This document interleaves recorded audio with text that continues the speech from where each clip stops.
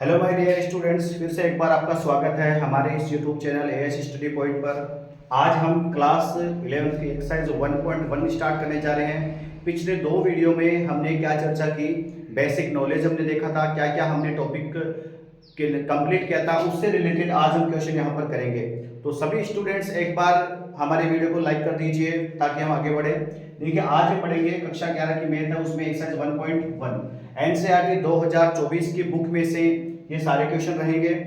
अब चलिए शुरू करते हैं। देखिए, पहला क्वेश्चन क्या है, निम्नलिखित में से समुच्चय कौन सा है, ये बताना आपको कौन से समुच्चय है, अपने उत्तर का औचित्य बताइए। देखिए, सबसे पहले जब अपने शुरुआत की थी क्लास की तो हमने क्या देखा था कि समुच्चय कहते कैसे हैं। एक सुपरिभाषित संग्रह को क्या कहते हैं, समुच्चय। सुपरिभाषित, जिनको आप आसानी से पहचान सको, जिनको आप अच्छे ढंग से देख सको, वो होता है समुच्चय। समुच्चय का मतलब क्या है, एक सुपरिभाषित संग्रह होना चाहिए, उनका एक मीन्स उसका होना चाहिए। ठीक है, तो देखिए पहला क्वेश्चन, पहला क्वेश्चन क्या कह रहा है, जे अक्षर से प्रारंभ होने वाले वर्ष के सभी महीनों का संग्रह। अब देखो, जे अक्षर से, जे अक्षर का मीन्स क्या है, अपने जो 12 महीने होते हैं पूरे जनवरी से लेकर दिसंबर तक, उनमें जे महीने कौन कौन से आते हैं। तो मैं आपको बता दूं, एक तो आता है अपने जनवरी, उसके बाद में क्या आता है जून, उसके बाद में जुलाई। यही है जनवरी, जून और जुलाई। ठीक है, अब आपको बताया, ये आप आराम से उसको ढूंढ सकते हो, पूरे 12 महीने में आप इनका एक संग्रह अच्छे से बना सकते हो। इसका मतलब ये क्या है, एक समुच्चय है। बिल्कुल, पहले क्वेश्चन का आंसर क्या हो जाएगा, ये एक क्या है, समुच्चय है। ठीक है, यस, इसका आंसर क्या जाएगा, यस। ठीक है, दिस इज ए सेट, ये क्या है, एक समुच्चय है। अब इसमें लिखोगे क्या, आंसर में क्या लिखोगे, आंसर में आप ये लिखोगे कि यह एक सुपरिभाषित वस्तुओं का संग्रह है, इसलिए यह एक समुच्चय है। ठीक है, और इस संग्रह को हम आसानी से पहचान कर सकते हैं। इसका आंसर कैसे लिखोगे आप, यह एक समुच्चय है क्योंकि इस संग्रह में से आप आसानी से इसका चयन कर सकते हो। ठीक है, तो पहले का आंसर क्या हो जाएगा, ये एक समुच्चय है। ठीक है, समुच्चय है। और क्यों है, क्योंकि इस संग्रह में से आप अच्छे तरीके से या आराम से इसमें से एक समूह की पहचान कर सकते हो पूरे 12 महीनों में। देखिए, तीन तो होते हैं, जे और जे, मतलब जनवरी, जून और जुलाई। ठीक है, बढ़ते हैं अगले क्वेश्चन की तरफ। सेकंड क्वेश्चन क्या बोल रहा है, भारत के 10 सबसे अधिक प्रतिभाशाली। अब देखो, प्रतिभाशाली किसे कहते हैं, आपकी नजर में प्रतिभाशाली कौन हो सकता है, मेरे नजर में प्रतिभाशाली कौन हो सकता है, किस तीसरे व्यक्ति की नजर में प्रतिभाशाली कौन हो सकता है। कहने का मतलब यह है कि किसी भी व्यक्ति की प्रतिभाशालीता को देखने के लिए सबके नजरिए अलग अलग होते हैं। इसका मतलब भारत देश के सबसे अधिक 10 सबसे अधिक प्रतिभाशाली लेखक, वो उनके मापदंड पर तय करेगा कि किस नजर से आप उनको प्रतिभाशाली मान रहे हो सकता है किसी की नजर में अच्छी हैंडराइटिंग वाले को अच्छा माने, हो सकता है किसी ने अच्छे एग्जाम्पल दिए उसको अच्छा माने, हो सकता है किसी ने बुक्स ज्यादा लिखी उसको अच्छा माने। तो कहने का मतलब यह है कि 10 प्रतिभाशाली लेखकों का संग्रह एक सुपरिभाषित संग्रह नहीं है, क्योंकि सभी मापदंड सब हर व्यक्ति के अलग अलग होते हैं।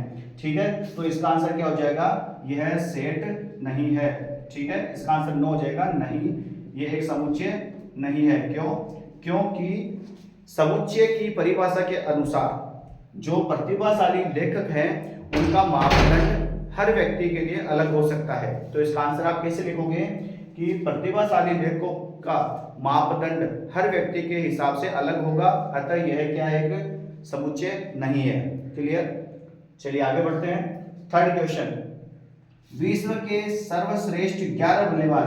अब इसका आंसर आप खुद दोगे, जैसा कि मैंने ये बताया था इसी का आंसर आप खुद बताओगे, क्योंकि आपको पता है विश्व के सर्वश्रेष्ठ 11 बल्लेबाज। अब आपकी नजर में आपका फेवरेट प्लेयर कौन है, मेरी नजर में मेरा फेवरेट प्लेयर कौन है, तो इस प्रकार से सबके अलग अलग फेवरेट प्लेयर होते हैं। तो सर्वश्रेष्ठ बल्लेबाज भी हम एक निश्चित तौर पर नहीं बता सकते, इसलिए इसका आंसर भी नहीं हो जाएगा। और क्लियरनेस के लिए आप कमेंट बॉक्स में इसका आंसर जरूर बताएं।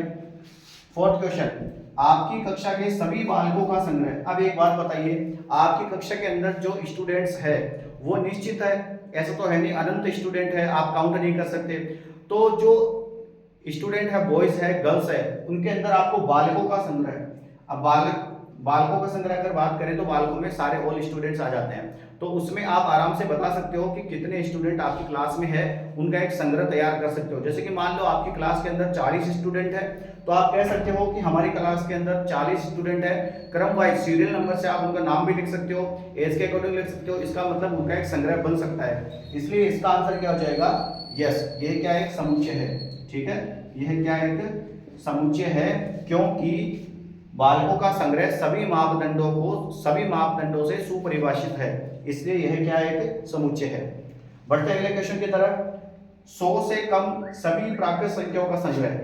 अब इसका आंसर आपको खुद को कमेंट बॉक्स में बताना है, क्योंकि बहुत ही इजी क्वेश्चन है ये। 100 से कम सभी प्राकृत संख्या, आपको पता होना चाहिए प्राकृत संख्या किसे कहते हैं। मैं एक बार आपको बता दूं, प्राकृत संख्या किसे कहते हैं, इसको n से प्रेजेंट करते हैं, 1 से शुरू होती है और कहां तक चलती है, अनंत तक।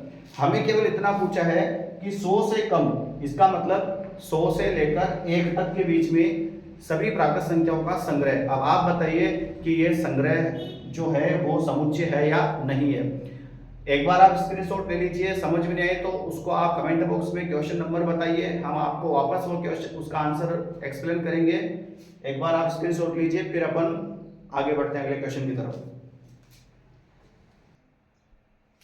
तो स्टूडेंट्स, आपने स्क्रीनशॉट ले लिया, अब बढ़ते हैं आगे अगले क्वेश्चन की तरफ। 1 से लेकर 5 क्वेश्चन अपन ने यहाँ पर क्लियर कर लिए थे। अब अपन बढ़ते हैं क्वेश्चन नंबर 6 की तरफ। पहले का क्वेश्चन नंबर 6, देखिए क्वेश्चन क्या बोल रहा है, लेखक प्रेमचंद द्वारा लिखित उपन्यासों का संग्रह। लेखक प्रेमचंद द्वारा लिखित उपन्यासों का संग्रह। देखिए इसका समुच्चय होगा कि नहीं होगा, आपको ये पता होना चाहिए। कोई भी लेखक होता है वो जब अपने उपन्यास लिखता है तो वो निश्चित होते हैं, ऐसा तो है नहीं कि उसने अनंत उपन्यास लिख दिए हो जिसकी आप पहचान नहीं कर सको। इसका मतलब ये जो इनके उपन्यास है वो इनकी लिमिट तो है, ऐसा तो है नहीं कि इनकी लिमिट ही नहीं है।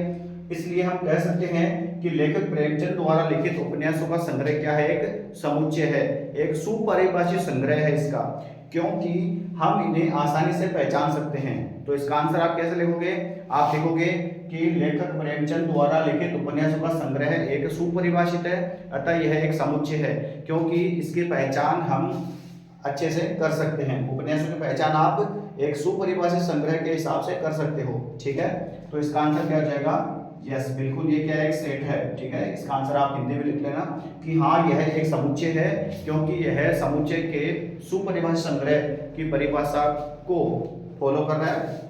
ठीक है, इसलिए और ये कह सकते हो आप कि प्रेमचंद द्वारा लिखित उपन्यासों की पहचान हम एक अच्छे तरीके से कर सकते हैं, क्योंकि इनके नाम के द्वारा या इनके लिखे गए उपन्यास है उनकी संख्या निश्चित होने की वजह से हम इनका चयन कर सकते हैं। ठीक है, बढ़ते हैं अगले क्वेश्चन की तरफ।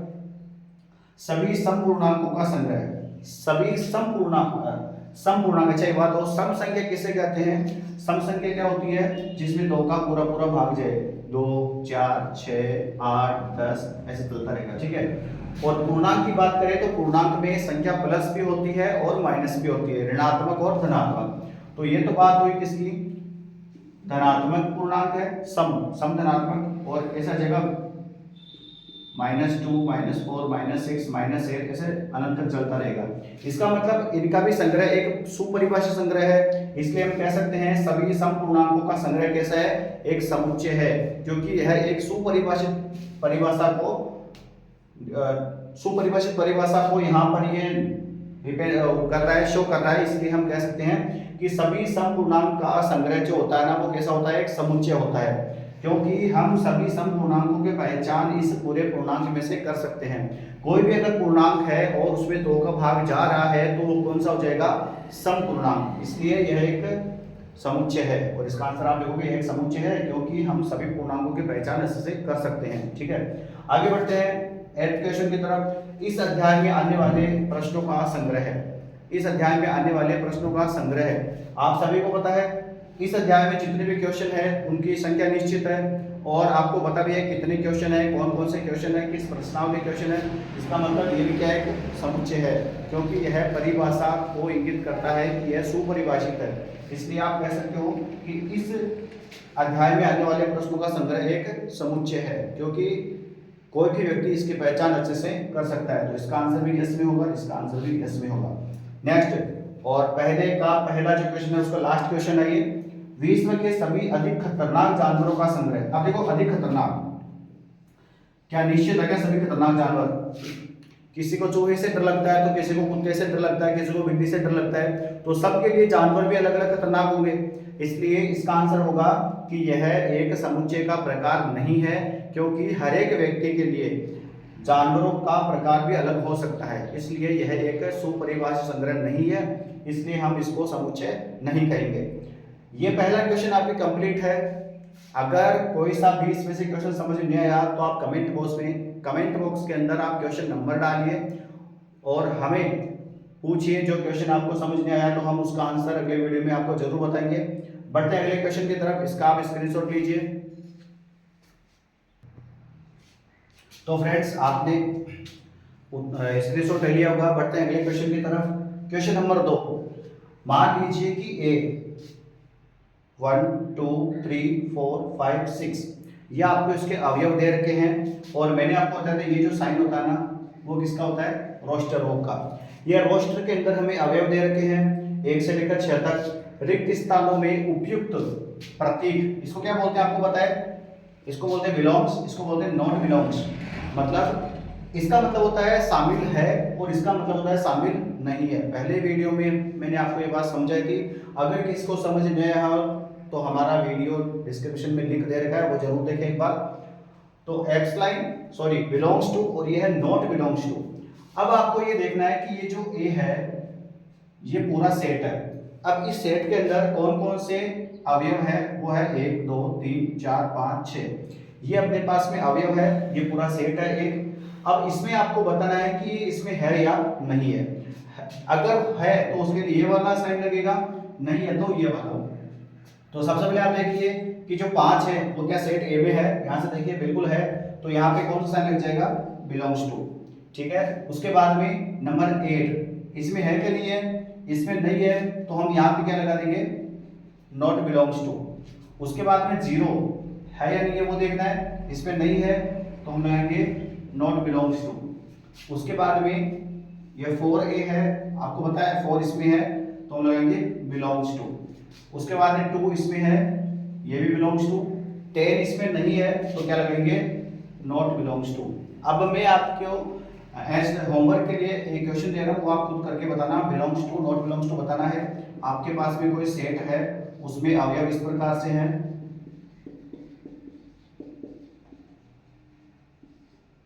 तो आपको बताना है।